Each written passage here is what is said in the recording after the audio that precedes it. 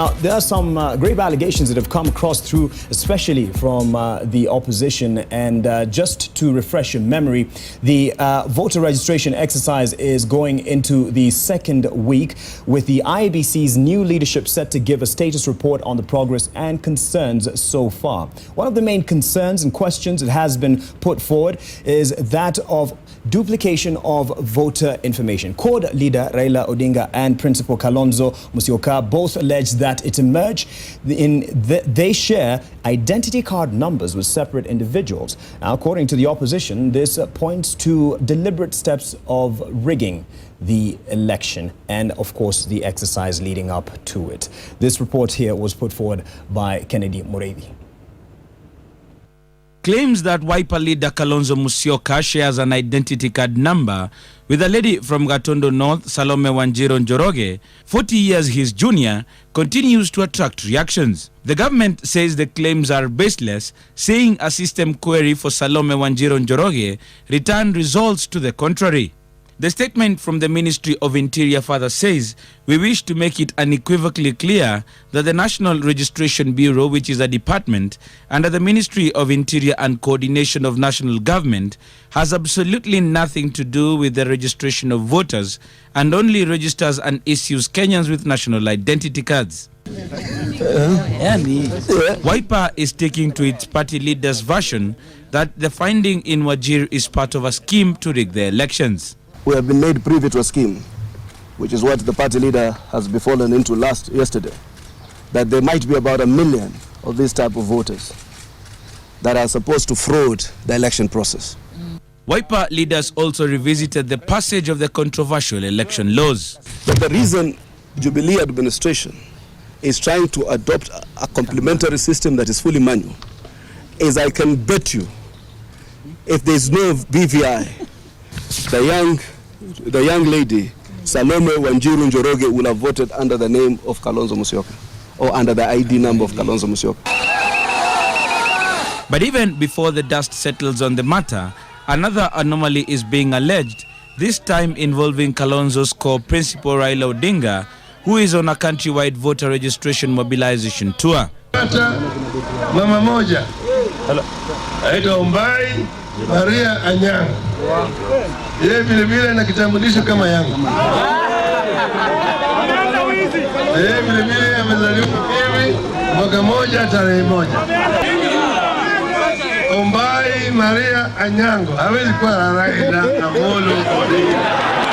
Raila, who toured Nyamira and Kisii counties, called on the new electoral team to ensure a cleanup of the voter register. Kuna kazi mpaka ifanyike ya tume ambayo ilianza kazi jana ya Bwana Chibukaki.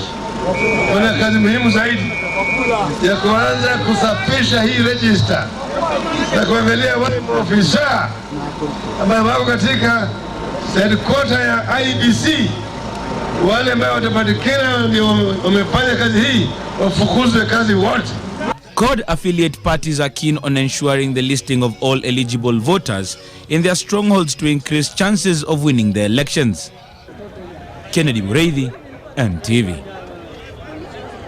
Grave allegations here, and they have been echoed across all media platforms that is broadcast, and also have featured in various print copies in our dailies, the different dailies that we have here in Kenya. I'll put it straight to the man in charge of the data center at the IEBC. Someone even asking, Ochola Kochola, ask the IEBC chiefs why the double registration of CORD leaders. Please clarify. Yeah, thank you, Mark, for the question. I would like to respond to those questions, and in particular the issue of the sharing of registration ID numbers. Now, the Commission uses the biometric voter registration system for registering voters. In this process, the primary key that is usually used to capture the voter details is the biometric components of the voter. The alphanumeric data, which is secondary data in the capture of the voters' details, is in itself secondary to the registration. So the primary key that we use for registration are the fingerprints of the registered voter. In that process, we also take the alphanumeric data, which is in the ID card, and we also take a portrait of the particular voter. Some of this data that we have in the register currently have some problems, a few problems here and there. Some of them are clerical issues. Some of them are genuine sharing of IDs. Some of them border on fraud, which the Commission is investigating. But really, the numbers in terms of the register are very, very minimal. So it's nothing significant. But the Commission is making deliberate efforts at the moment to make sure that we correct some of these entries, which have been realized during mass voter registration, continuous voter registration, and this data comes in from a batch processing process through our registration kits, which are in the regions. Right. Is this a satisfactory explanation, at least coming from the man in charge of the systems and data management, that this is not a significant enough anomaly to be worried? Thank you, Mark. What is coming out from the IEBC team is that there's something that they're trying to hide from the general public.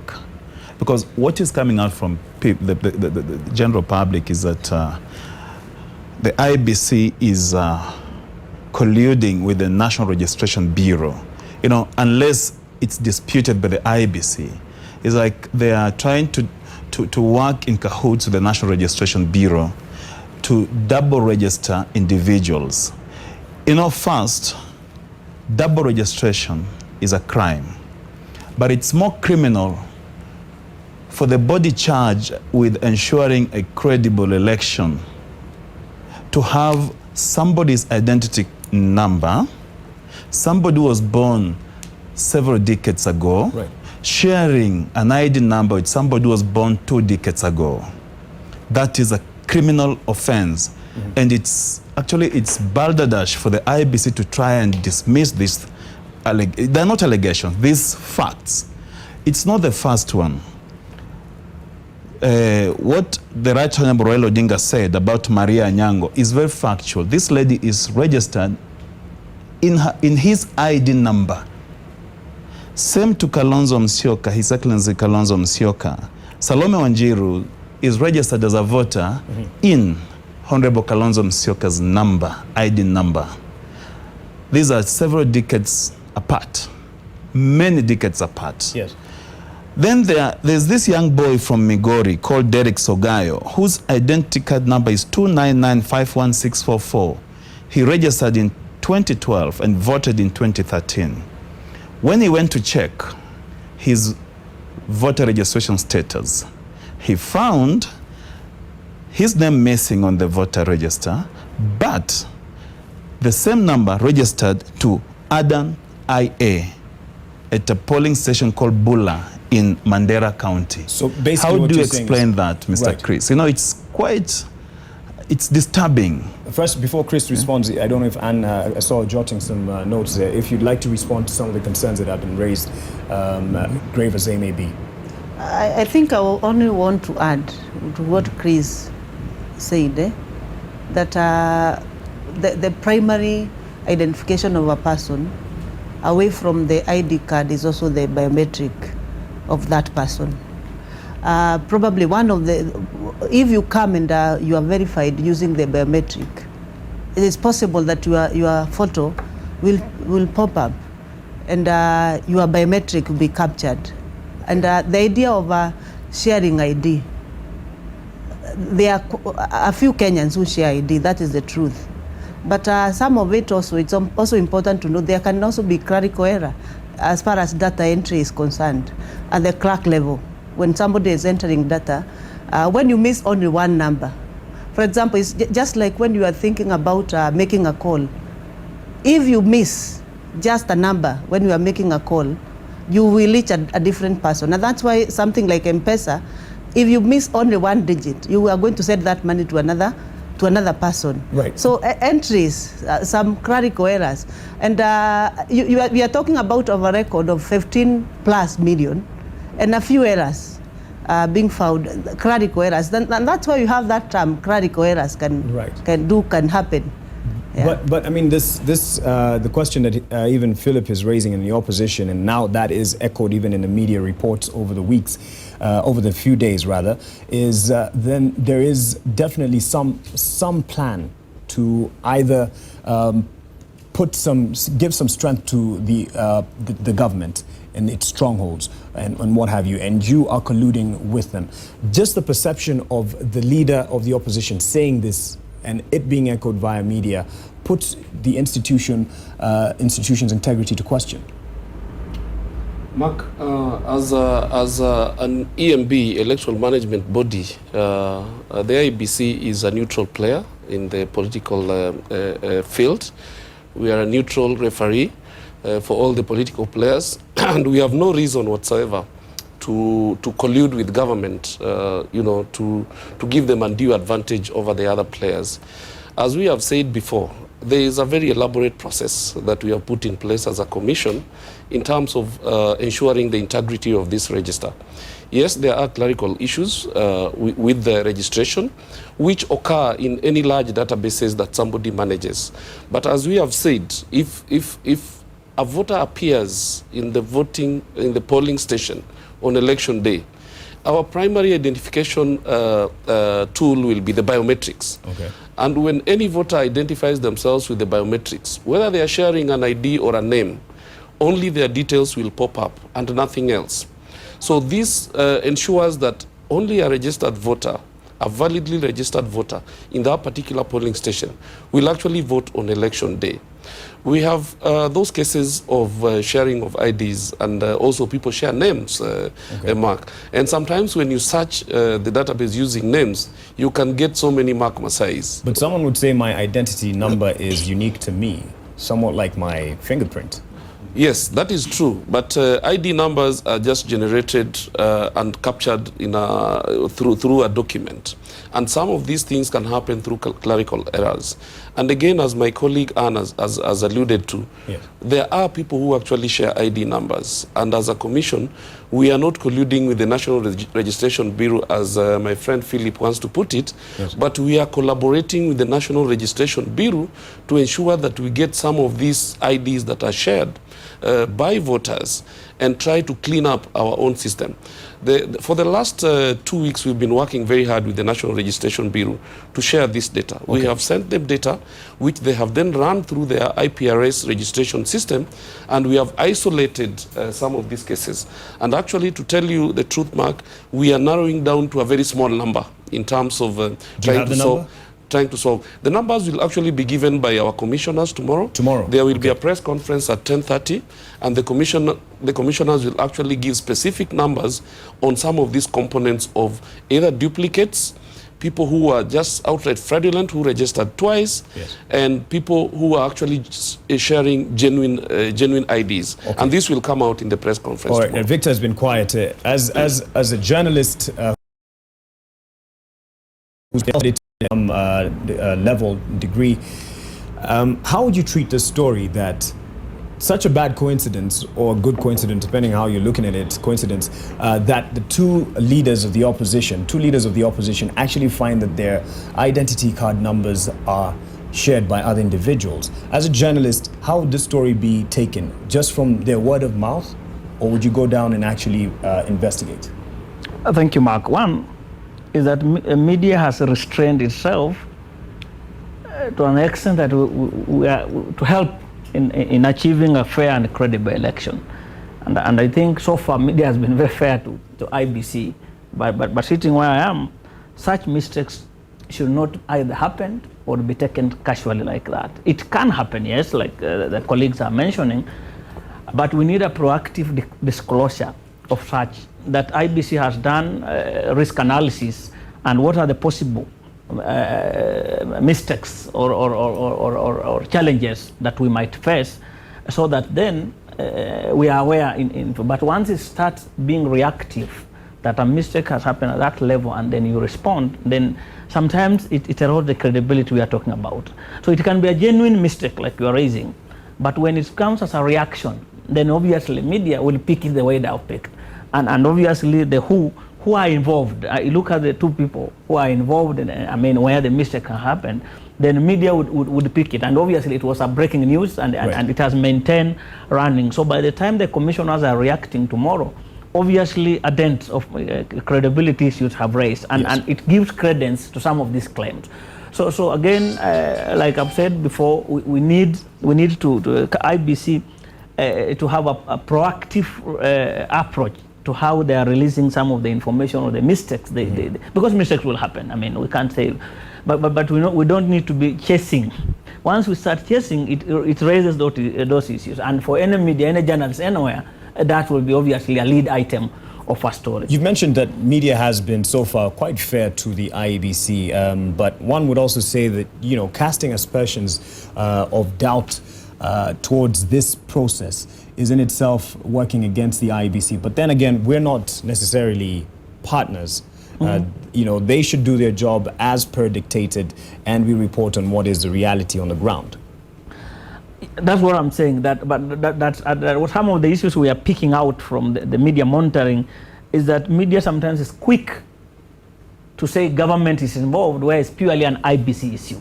So that tag, that's why sometimes we're also finding it unfair to the body, that there's a body that's charged with election management. Is it the media that says it, or is it them echoing the voice of probably the opposition? Like the ODM communications director is here, and he says this is actually a direct cahoots or cooperation of the IEBC and the registrar to get, to rig this particular process. It can be, but to me, where IBC is concerned, let's put IBC under pressure. Because once we start moving away and saying it's government involved, then the narrative starts changing.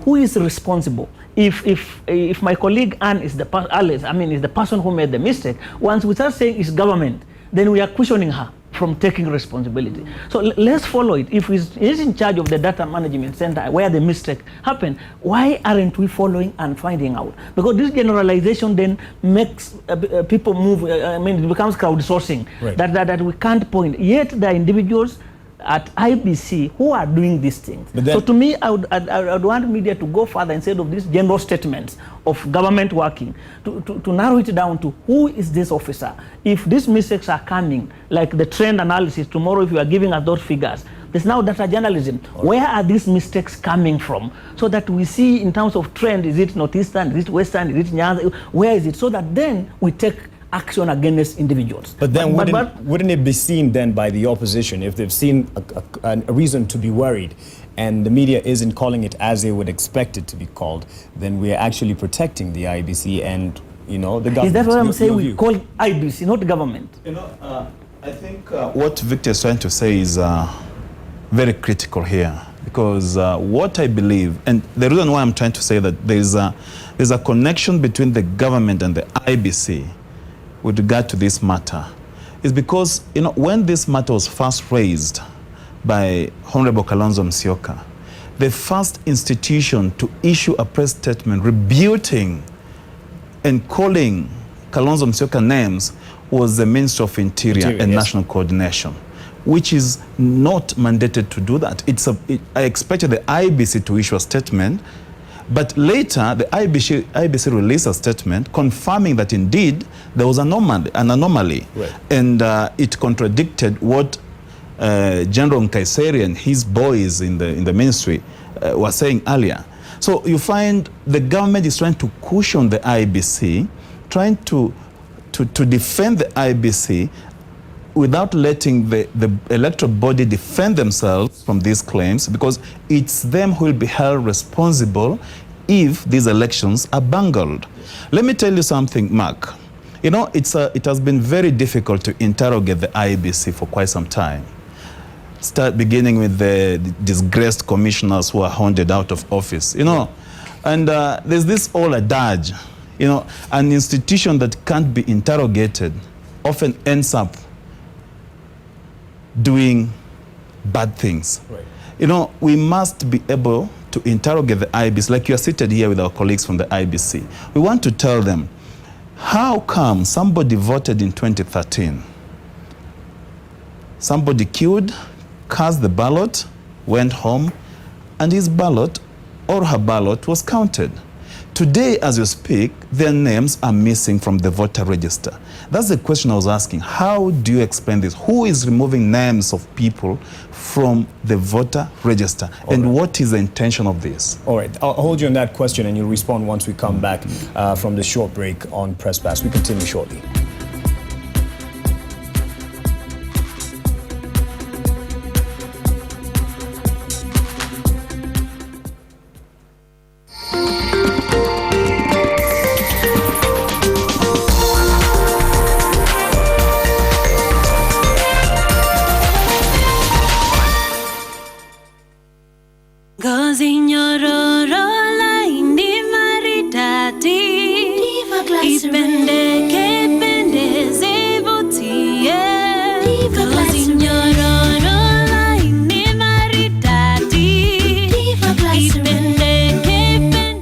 Your skin looks so edible. Can I touch? Diva Glycerin, the purest way to keep your skin moisturized, glowing and looking young day after day. Once you replace negative thoughts with positive ones, you'll start having positive results. Tegua Chapana 29025 ushinde mamilioni ya pesa. Kuna hadi milioni 30 za kushindaniwa. Kuwa mshindi wa Tegua Chapana 29025 ni rahisi. Anza kwa kutuma neno NTV kwa nambari 29025. Kumbuka, tuma neno NTV kwa nambari 29025. Na 29025.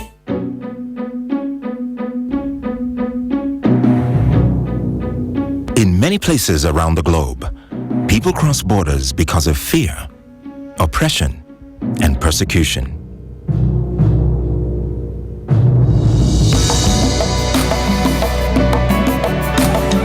But in East Africa, we cross borders for the right reasons: business, careers and education, trade, and much more. No wonder we are one of the world's fastest growing regions, and the East African newspaper is championing the region's growth and integration. In East Africa, we know no borders to our potential.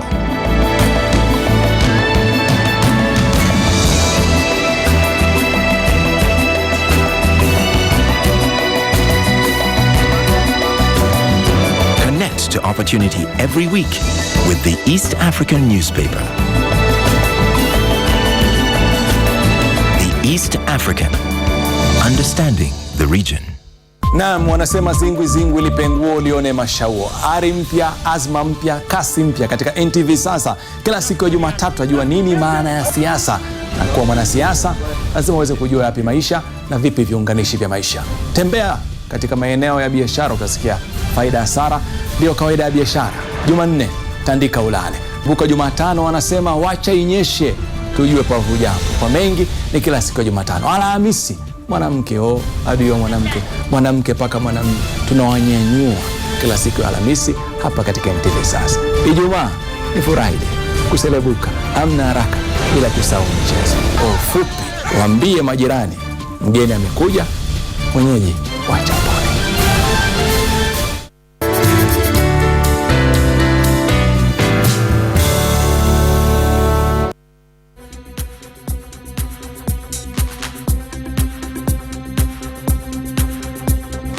Welcome back to Press Pass. Before we took a break, Philip was putting a question to the officials that we have here from the IEBC. Just take it up and let's continue with the conversation. Yeah, basically what I was trying to ask is why people's names missing from the voter register. You know, this is with facts, like you have evidence. Actually, it's factual. There's a guy called Bernard Owoche, whose wife's name is missing from the voter register.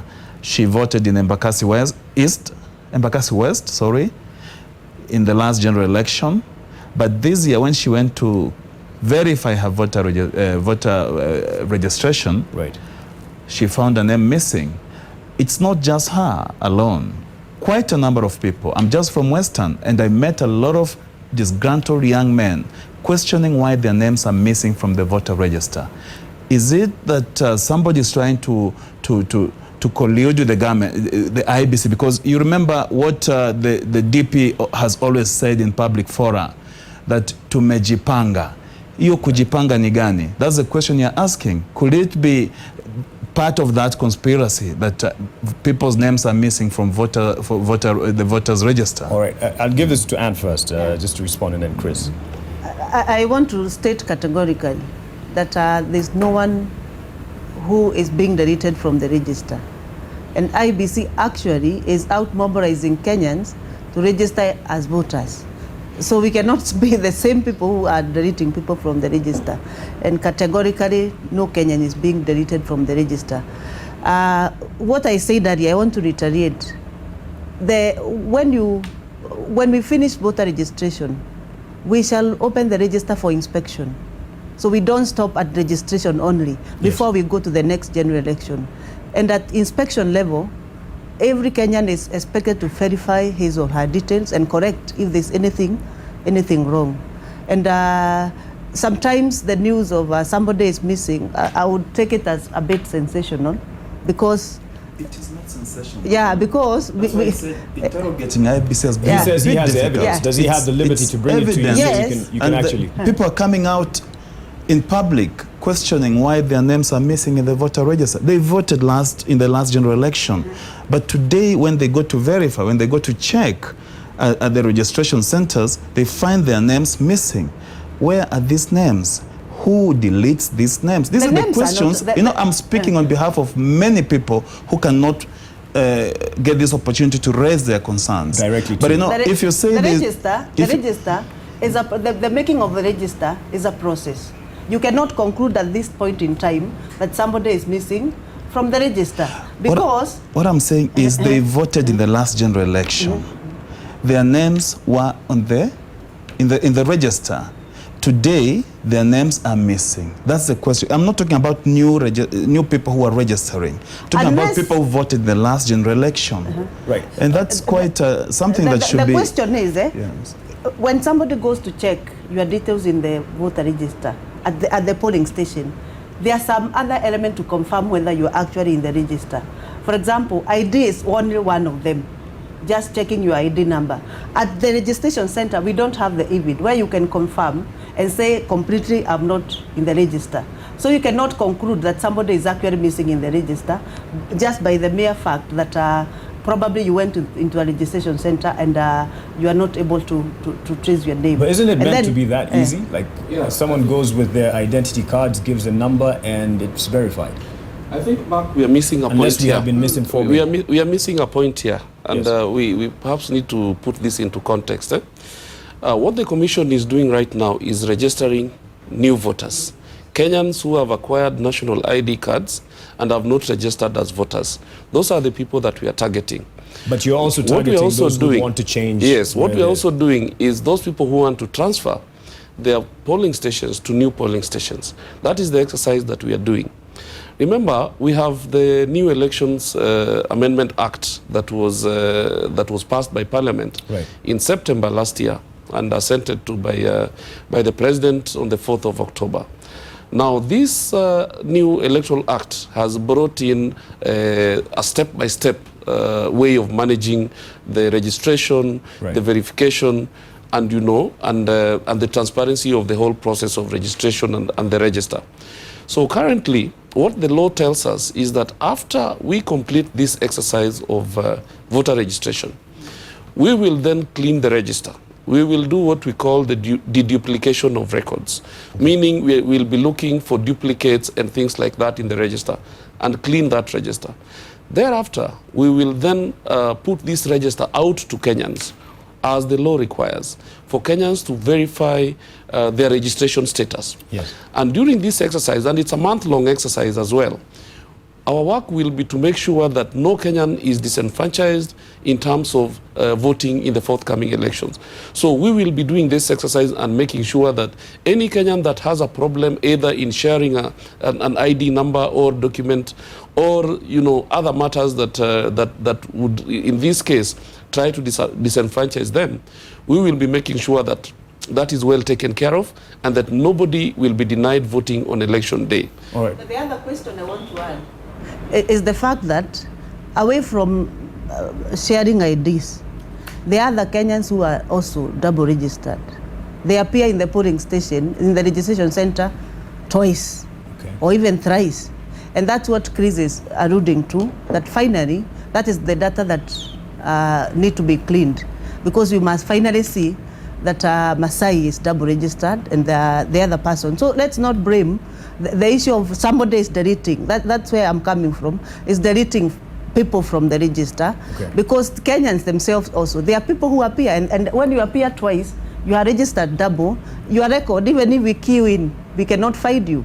And we've quite a number of people who are double registered. Like Anthony Amusabi says, please tell the IEBC officials that my name is missing for the register. Let me throw something to Victor, and something you brought up over the break. And these are questions I've been thrown at me asking. Mark, the show is biased. Why only ODM to scrutinize the IEBC? And then someone else says, why do you have just one political party represented in the discussion, or is it just a case of Jubilee being the IEBC? Now, in all honesty, when you invite them, they would not want to be seen. The skeptics of it, or rather the how it looks, the optics of it, is that if they come on as Jubilee or as government, they would be seen as defending the IEBC, and they want to be separated from that. So when we're holding such conversations and we're trying to have all the stakeholders, when they're looking at their strategic plans of not wanting to be seen as defenders of the IEBC, they don't want to be part of the conversation like this, and then we're seen to be biased. And then when they respond, sometimes it's the government machinery responding to some of these issues that are party. That's why I raised, and remember when you called me to come, I asked who is coming from a Jubilee party. Right. When you mentioned that ODM is sending over somebody. Because increasingly, and I've heard those comments to say media is biased against Jubilee or the government, which to me isn't the case up to now. We need to encourage the political parties, whichever they are, to be sending in such discussions. Because here is purely parties.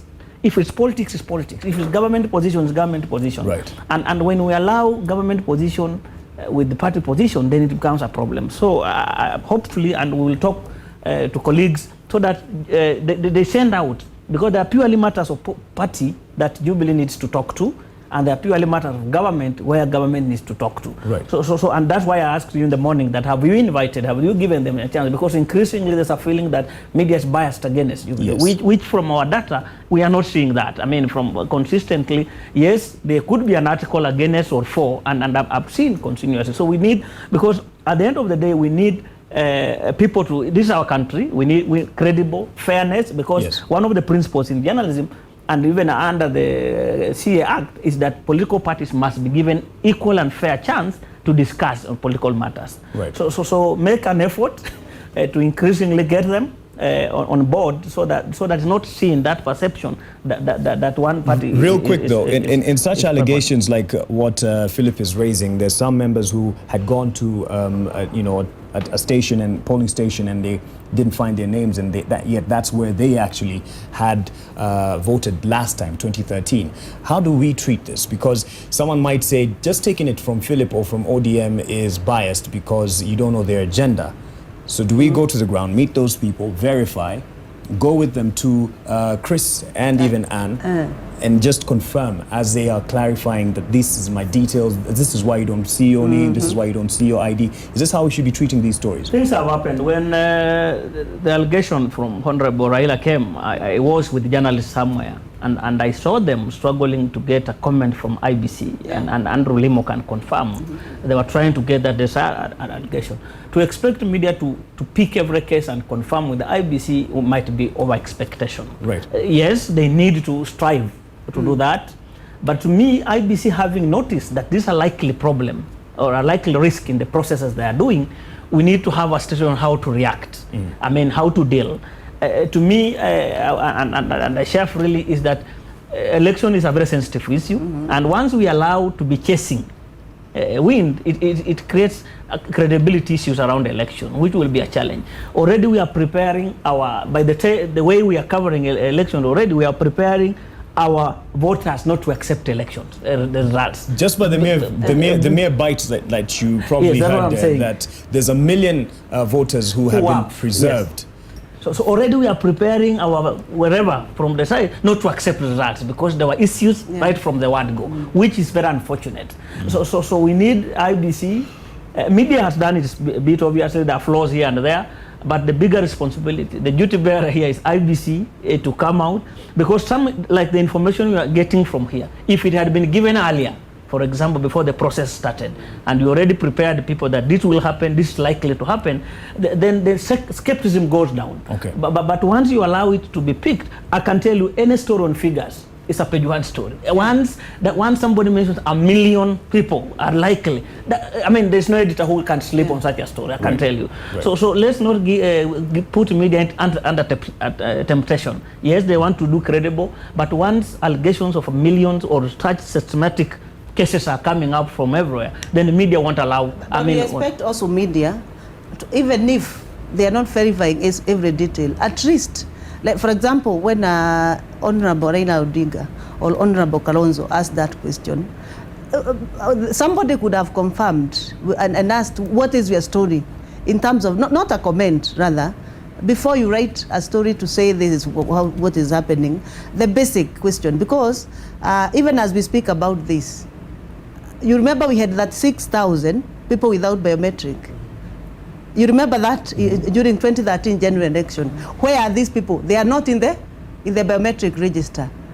So there are so many issues that are drying that somebody should ask and interrogate. But just to be clear, even when Kalonzo said this, that his number is shared by someone else, the camera was actually on the machine as he was looking for the details, and you could see that you know the two numbers that are similar, and the names are different. The two numbers are similar. So with that, you can't really blame the media for reporting on that and not verifying. It was there to be seen. There was your official from IEBC trying to register him, and it showed. So I mean, in some cases, it's not necessarily just pushing the agenda. That I would say from at least the story that we played. I have to take another quick break, but